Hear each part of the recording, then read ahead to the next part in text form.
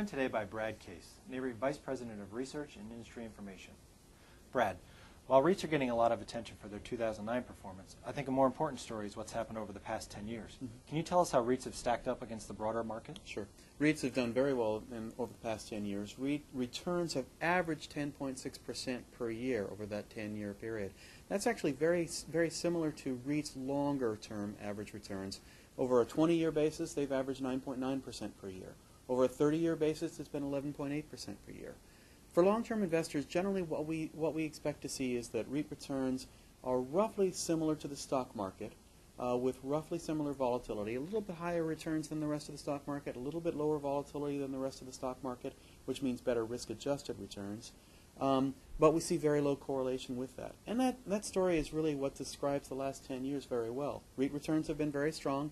The stock market, though, has had a much rougher time. Average returns in the rest of the stock market over the last 10 years have been negative, about 1% per year, while REITs have been chugging along, producing their normal long-term average return.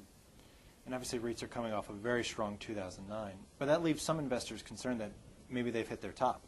Is there still room to grow? Oh, I think so. A year ago, investors were very concerned that REITs might not have access to capital.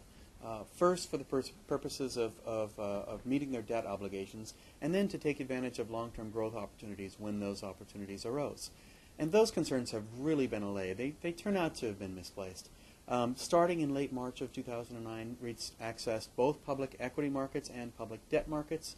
That addressed the concerns about debt obligations that investors had a year ago, and that also answered the question of whether they would be able to take advantage of growth opportunities. I think investors are looking forward over the next few years and seeing that there are going to be tremendous opportunities for REITs to pick up very high-quality properties at very good prices.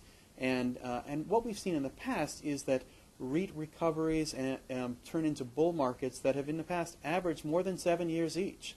In fact, the last two bull markets, both of them were more than 7 years long. In both of them, REIT returns average more than 20% per year. So I think investors probably suspect that the current bull market still has leaves REITs quite a bit of room to grow and produce good growth going forward. And how important of a factor will REIT's ability to issue equity and debt play in that, and in terms of REIT's balance sheet, future performance growth? Yeah, I think it'll play a very important factor. In fact, REITs turn out to be essentially the only part of the commercial real estate investment industry that does have dependable access to capital at favorable terms. And that's going to be very important, as I said, over the next few years as properties become available at good prices. This is very much what we've seen in past market upturns, such as in the early 1990s, when there was tremendous growth in REIT market capitalization, coupled with a bull market, a long extended bull market of very strong returns. And it's really because REITs had access to capital at a time with very favorable growth opportunities. I think that's exactly what investors are looking at again this year. Great, Brad. Thank you very much. For REIT.com, I'm Matt Bishop.